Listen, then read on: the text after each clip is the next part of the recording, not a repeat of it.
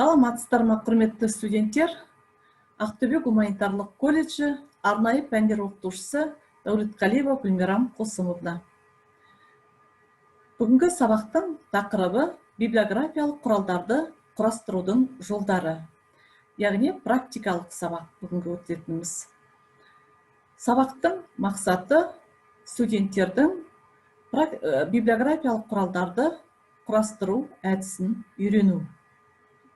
Күтілетін нәтижеде болашақта студенттер библиографиялық құралдарды өз бетімен құрастыра алады.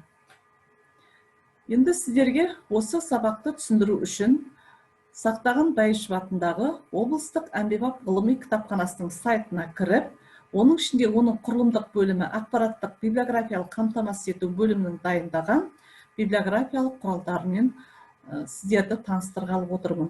Теориялық сабақта сіздерге библиографиялық құралдар туралы мәліметті толық берген болатынмын. Енді бүгін практикалық сабақ болғаннан кейін осы кітапхананың дайындаған библиографиялық көрсеткішімен таныстырғалы отырмын. Дегенмен естеріңізге салып өтейін, библиографиялық құрал дегеніміз, яғни библиографиялық ақпараттық қызмет көрсету және библиографиялық ақпаратты пайдалануға арналған библиографиялық өнімнің негізгі бөлімі болып саналады. Бұл библиографиялық құралдар негізінен мерзіміне қарай перспективалы және ағымдағы ретроспективті болып бөлінеді. Ал тақырыпқа егерде мазмұнына қарай бөлетін болсақ, онда ол тақырыптық, өлкелік, жеке тұлғаға немесе бір салаға арналады. Ал егерде олардың типіне қарап бөлінетін болса, бұл көрсеткіштер библиографиялық тізім, библиографиялық шолу, библиографиялық көрсеткіш деп аталады. Сіздердің көріп отырғандарыңыз библиографиялық көрсеткіш, яғни тұлғалық, жеке тұлғаға арналған библиографиялық көрсеткіш.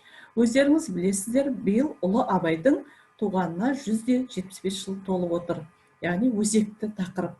Бұл библиографиялық көрсеткішті құрастыру үшін бұл белгілі бір кезеңдерден өтеді. 3 кезеңнен: дайындық кезеңі, және негізгі кезең, және қорытынды баспадан шығару, жинақтау кезеңінен тұрады. Дайындық кезеңінде ең бірінші осы көрсеткіштің тақырыбы таңдалады. Биылғы және оның өзектілігі белгіленеді. Яғни биыл Ұлы Абайдың 175 жыл толуына байланысты Абай қазақ әдебиетінің классигі деп тақырыбы анықталған. Келесі осы көрсеткіштің алғашқы бетін көрсетеміз. Яғни бұл көрсеткіште бұл жерде индексі, яғни білім саласы бойынша жіктелген әмбебап ондық жіктеу бойынша және кітапханалық библиографиялық жіктеу таблицасы бойынша және авторлық белгісі қойылған. Біз әрине осы құрастыру болғаннан кейін оның құрылымына мән береміз. Мына жерде көріп отырсыздар, бұл жерде библиографиялық осы көрсеткіштің сипаттамасы. Одан кейін ол жерде құрастырушылар, редактор, дизайнеріне шейін осы жерде көрсетіліп жазылған. Енді осы көрсеткіштің алғашқы беті біздің Қазақстан Республикасының президенті Қасым-Жомарт Тоқаевтың дәйекті сөзімен ашылып отыр. Абай мұрасы біздің ұлт болып бірлесуімізге, ел болып дамуымызға жол ашатын қастерлі құндылық деген әдемі дәйек сөздермен ашылып отыр. Келесі бетке көшейік. Келесі бетте Абайдың портреті қойылған.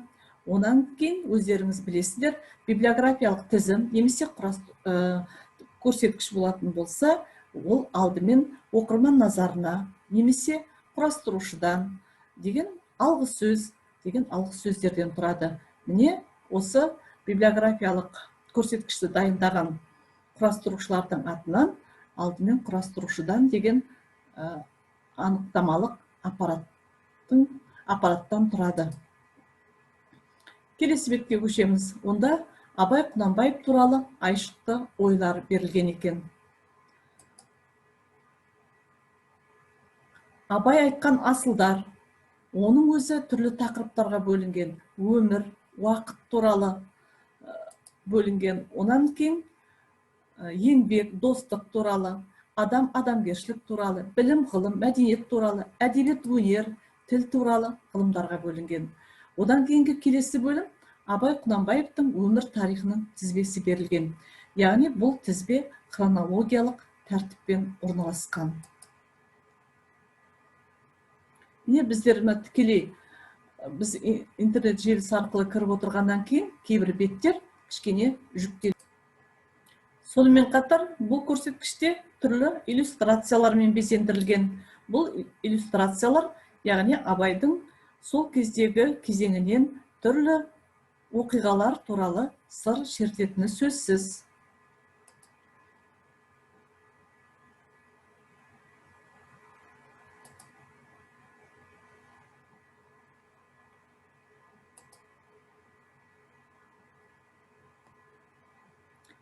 Келесі бөлім абайтану деп аталған екен. Онда да хронологиялық тәртіппен 1905 жылдардан бастап түрлі оқиғалар, фактілер,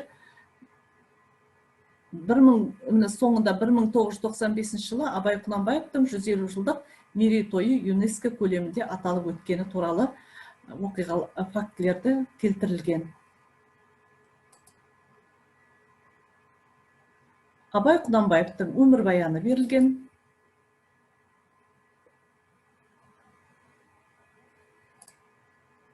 Келесі негізгі бөлімді көріп отырсыздар. Абай Құнанбаевтың шығармалары, яғни бұл көрсеткіштің негізгі бөлімі. Бұл шығармаларды жинақтау үшін түрлі көздерді қаралады. Яғни алфавиттік каталог, немесе жүйелік каталогтар, картотекалар және мемлекеттік библиографиялық көрсеткіштер, кітап шежіресі, баспасөз шежіресі сияқты түрлі көрсеткіштер, ғылыми материалдар, барлық жан-жақты кітап қорынан іздестірілу жүргізіледі. Содан кейін бұл әдебиеттерді таңдалғаннан кейін осы әдебиеттерге библиографиялық сипаттама жазылады. Әрбір библиографиялық сипаттама номерленеді. Қажет болған жағдайда индексі қойылады. Кейбір даже кітаптардың аннотациясы немесе рефераттары да жазылады.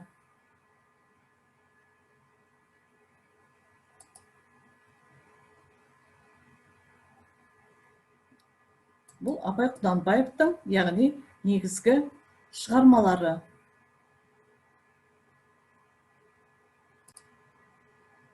Көрсеткіштің соңғы бетіне көріп отырсыздар мазмұннан, яғни Абай Құнанбаевтың шығармалары, одан кейін Абай Құнанбаев туралы әдебиеттер және Абай Құнанбаев баспасөз беттері деген бөлімдерден тұрады.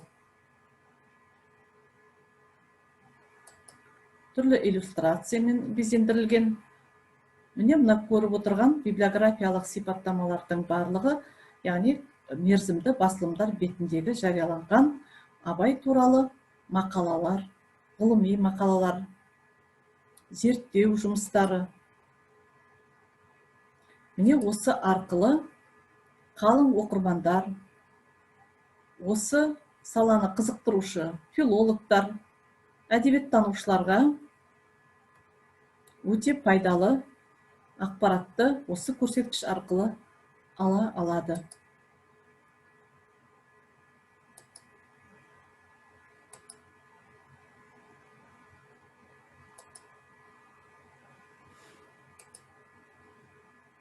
Сонымен сіздер осы ұлы Абайға арналған ұсыныстық библиографиялық көрсеткіштің құрылымымен танысып өттіңіздер. Әрине, библиографиялық көрсеткіштің құрылымы өте күрделі болады негізінен, себебі кейбір ірі көрсеткіштер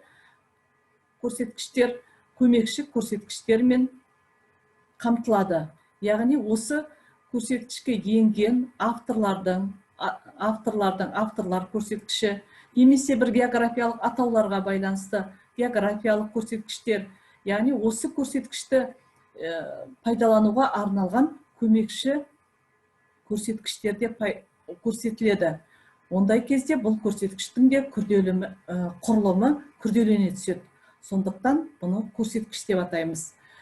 Ал кейбір сіздердің жасап жүргендеріңіз, немесе кітапханаларда мамандар әлі де дайындап жатыр библиографиялық тізім. Ол кезде жаңағы көмекші көрсеткіші көрсетілмей қарапайым әдебиеттердің тізімінен тұрады. Міне ол көрсеткішті құрал, ол библиографиялық тізімге жатады.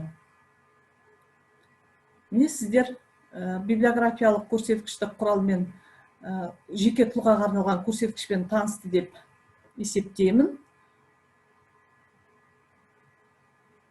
Болашақта сіздер кітапханада осындай библиографиялық құралдарды дайындай аласыздар. Сіздерге енді тапсырма: жеке тұлғаға арналған библиографиялық тізім құрастыру. Түсіндіңіздер ме? Келесі сабақта кездескенше сау болыңыздар.